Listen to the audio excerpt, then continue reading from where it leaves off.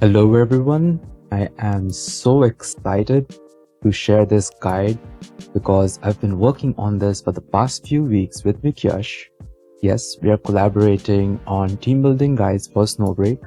We're going to be releasing separate guides. I'm going to be releasing a straightforward and simple guide which just tells you which operatives to use, whereas Vicyush is going to release a more in-depth kind of guide that guides your strategy and how to build a team to like speed run or do whatever you need to do in the most effective way, whereas I'm aiming at a specific kind of player base, right? So this guide is honestly a lot of work that has been put into it.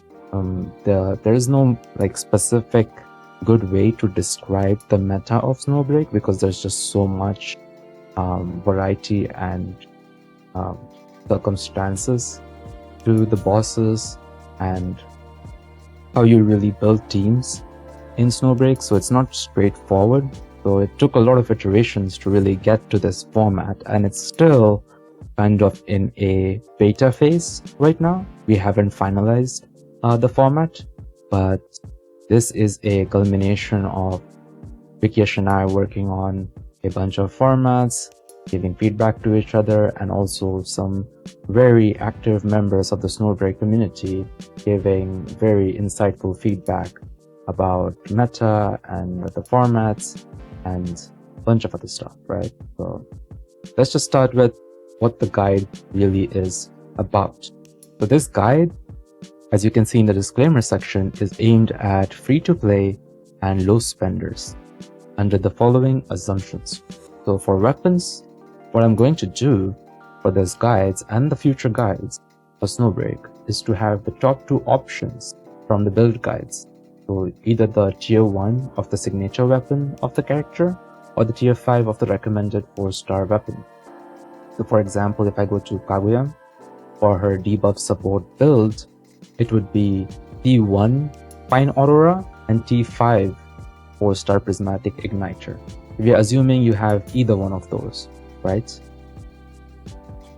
And for manifestations, we are going to be assuming that most of the characters are at M2, but some of the characters like 5-star Moxer and 5-star Chenxing will be at M3 because they get such a huge boost at M3 that I don't think there's going to be any free-to-play or even low-spender player who's not going to farm their manifestation shards because the boost is pretty big, especially for Moxer if you have Alloy Truth.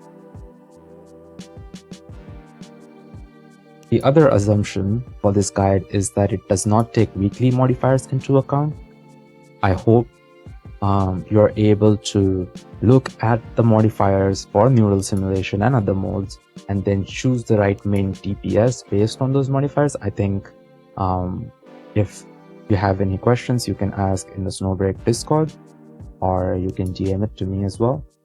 But for this guide, all of the suggestions and recommendations for DPS are going to be just what they are good at in general, right? And so we have all of these DPSs and bosses sorted out based on the strategies that you use for the bosses. That's the best format that we could come up with for now. And in the strategy column, what you're seeing is a strategy like burst DPS, right? Because these bosses are pretty simple. And so for burst DPS, 5-star Ryeo is the best right now. And then you have Katya, then you have Cherno, you have Fenny. So you have the top 6 DPS, but for these boss specifically, we recommend Ryeo. So that's essentially how it's going to go for this table.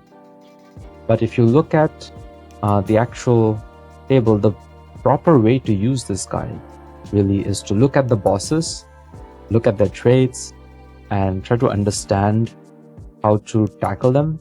So if they have like specific CC vulnerabilities like stun or slow, you should take advantage of that.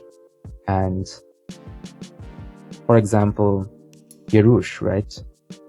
Katya is the recommended DPS even though Cherno is at top over here because she at M2 plus can do part breaking for Vicyush, and there's also frost vulnerability for Vicyush.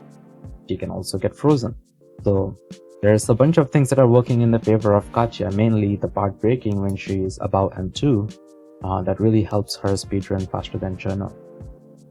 And you also have specific notes and tricks like using Tess Alt to do part damage to pillars. And Yao is pretty good for the strategy for Yerush, but honestly you can use the Tess ultimate strategy for part breaking with any DPS. But make sure you're paying attention to notes whenever you are choosing the DPS after looking at the bosses. But you have to look at kind of like the whole picture to understand how to build teams. And the resistances and DC vulnerabilities actually matter quite a bit. So if once you've actually looked at which DPS is the best for your boss, you look at the next parts. Oh, also for traits, these traits are just what's described in game. They're not really that important, but I've included it for the people who want to know more about them. So once you've picked a DPS, so for example, if it's a 5-star Yao, then you pick your supports. And so the supports are kind of a reflection of what the meta is. So for Neural, you would pick 5-star Moxer and 5-star Tess because the main source of damage for Yao is her ultimate skill, right? And she's a burst thermal ballistic DPS. So you want to buff her ballistic through 5-star Moxer, and you want to get her ultimate immediately through 5-star Tess. And that's what you would use for Neural. But if you're not doing Neural, then you don't need to use 5-star Tess. You can use 5-star Acacia as well. So you would have 5-star Moxer and 5-star Acacia. But if you don't have these characters, then you just go to the next best option and down the list. So I've given six for each of them, but some of them are only going to have 5 because really there's no better option. So these are actually really good supports to invest in, the ones on this list. And they have kind of a very good, they have a very good chance to stay in the meta as well for the future.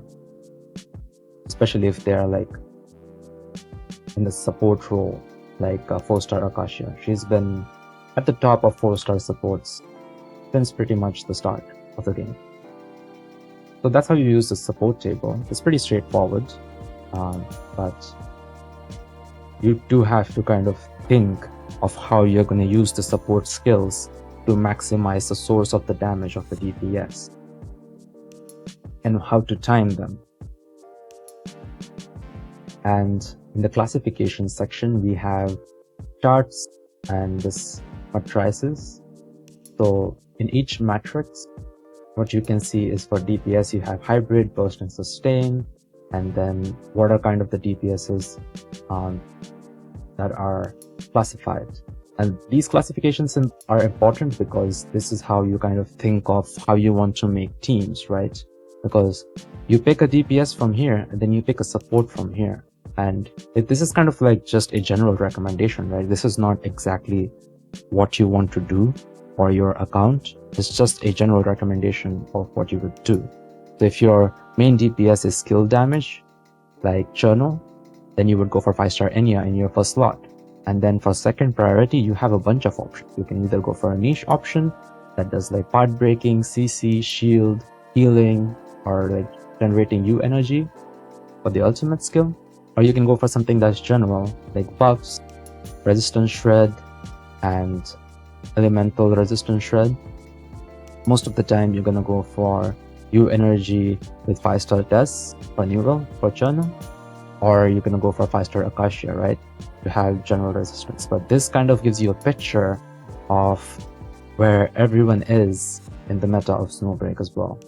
And for the next section, in Neural Simulation Clears, you can see exactly what the strategies are that people are using. So we've got Vicyush, we've got Ryeo, and we've got ShamelessEnd. They all have been uploading Neural Sim videos for a long time, and if you can click on their playlist over here and look at how they're exactly using the support skills and how they're maximizing the DPS of the main DPS that they chose. There are also some tips and tricks that you'll find in their videos that are not in this guide. but we'll be including more of them. But yeah, that's pretty much what the team building guide is. And going forward, and as it is right now, this is a collaborative project. Of course, Vicyush and I have been working it mainly from the start, but we have some really great members from the community, like ShamelessEnd, Sofaman, Ryeo, Sviel, and Alunern from the Yggdrasil research department, from the Discord thread that does basically the most of theory crafting for Snowbreak on the EN server. And we've all been working together to refine this team building guide as much as possible. Of course, this isn't the best that it can be right now. I'm sure there are some problems and errors and whatnot, but for the assumptions that we are making for free to play and low spenders, right now this is a pretty good general recommendation. And we'll be iterating and improving upon this guide, especially in V1.8, which is coming soon.